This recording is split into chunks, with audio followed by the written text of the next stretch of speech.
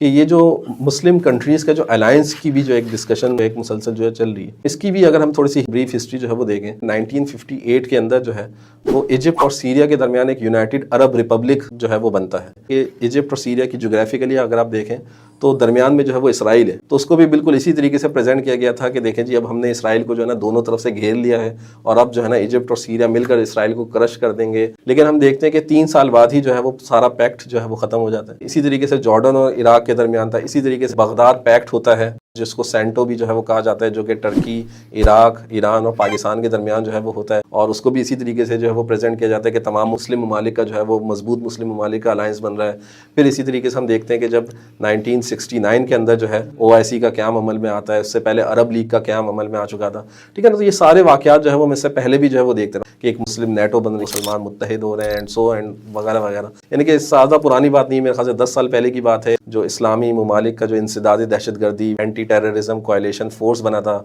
जिसके commander general जो है वो हमारे राहील शरीफ साहब भी जो है वो बने। मजे की बात ये कि वो आज तक उसके जो है वो कमांडर जनरल है, यानी कि जो फोर्स जिसको बनाया, जिसका नाम ही ये था कि दहशतगर्दी से लड़ने के लिए वो फौज बनाई गई है, 2 साल से एक रियासती दहशतगर्दी हो रही है यहूद की जानिब से गज़ा के अंदर, और इस फोर्स की जानिब से जो है वो एक गोली तक जो है वो नहीं चलाई गई है। गोली चलाना तो दूर की बात है, उन्होंने आपस में पता नहीं कोई मीटिंग भी की है नहीं कि हमें ये तक जो है वो उसकी कोई इन्फॉर्मेशन जो है वो नहीं है। तो कहने का मकसद ये कि एक पुरानी लॉलीपॉप है जिसको एक नई पैकिंग के अंदर, नई रैपिंग के अंदर जो है वो प्रेजेंट जो है वो।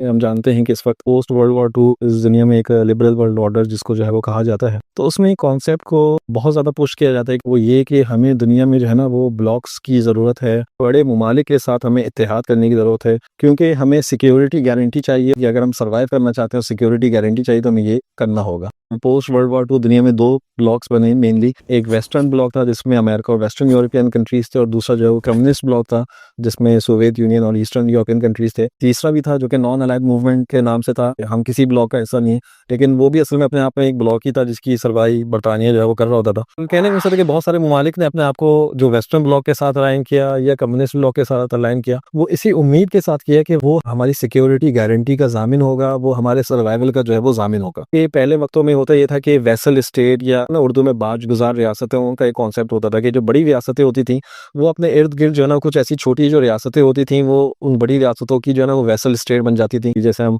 सीरत में भी पढ़ते हैं ना कि वो कबीले जो फारिस के करीब होते थे उनकी बाजगुजार रियासतें होती थी, वो कबीले जो रोमन एम्पायर के करीब होते थे वो उनकी बाजगुजार रियासतें होती थी। ये तारीख जो हमें सबक देती है, इंसानी तारीख, वो ये कि वो तमाम रियासतें जो बड़ी रियासतों के साथ इस उम्मीद के साथ गई कि ये हमारी सिक्योरिटी गारंटी देंगी, ये हमें सर्वाइवल देंगी, वो बड़ी रियासतें खुद अपनी सिक्योरिटी की गारंटी नहीं दे सकी, वो बड़ी रियासतें खुद सर्वाइव जो है वो नहीं कर सके। यानी कि अगर हम तारीख में देखें कौन सी ऐसी रियासत है जिसने हमेशा सर्वाइव किया हो, जो कोई 1000, 2000, 3000 साल पहले कायम हुई और आज तक जो है वो कायम रही हो, ठीक है ना। रियासतें चाहे जितनी भी बड़ी हो, चंद दिहाइयों में या ज़्यादा से ज़्यादा चंद सदियों में जो है वो ख़त्म हो गई। पोस्ट वर्ल्ड वॉर 2 ही देख लें कि वो तमाम रियासतें जो कम्युनिस्ट ब्लॉक का हिस्सा बनी, सोवियत यूनियन खुद सर्वाइव नहीं कर पाया, वो खुद कोलैप्स कर गई। तो आज वो तमाम लोग जो ये कहते हैं कि हमें अमेरिका के कैंप में जाने की ज़रूरत है या इवन चाइना के कैंप में जाने की ज़रूरत है, तो सबसे पहले तो आप अमेरिका और चाइना की सिक्योरिटी गारंटी दें। सबसे पहले आप अमेरिका और चाइना की सर्वाइवल की गारंटी दें। अमेरिका और चाइना जो है वो माज़अल्लाह जो है वो क्या क़यामत तक जो है वो कायम रहने आई हैं। दूसरी चीज़ ये, जब ये बड़ी रियासतें जब छोटी रियासतों को अपनी वैसल स्टेट्स बनाती हैं, इत्तेहादी बनाती हैं, तो उसके पीछे एक खास पॉलिटिकल एजेंडा होता है, ठीक है ना। वो मकसद ज़ाहिर सी बात है यही होता है कि अपने मुखालिफ की, अपने दुश्मनों की मुकाबले में जो है ना अपने एक बफर स्टेट बनाना, या उनके वसाइल को लूटना या उनसे फ़ायदा उठाना, ये सब चीज़ें, ठीक है ना। यूक्रेन की मिसाल जो बेहतरीन मिसाल है कि अमेरिका ने यूक्रेन को बोला कि रशिया को तुन के रखो, और आज अमेरिका ने देखा जब मेरा पॉलिटिकल इंटरेस्ट नहीं है तो उसने उसको अबंडन किया। इसलिए हमें इस चीज़ को समझने की ज़रूरत है कि अगर कोई ये समझता है कि हम ब्लॉक्स का हिस्सा बन के कैंप पे रह के हम सिक्योरिटी गारंटी और सर्वाइवल हमें मिल जाएगा, वो एक खाम ख्याली में मुब्तला है। और सबसे बढ़कर ये है कि अल्लाह ताला के हुक्म की जो ये खिलाफ वर्जी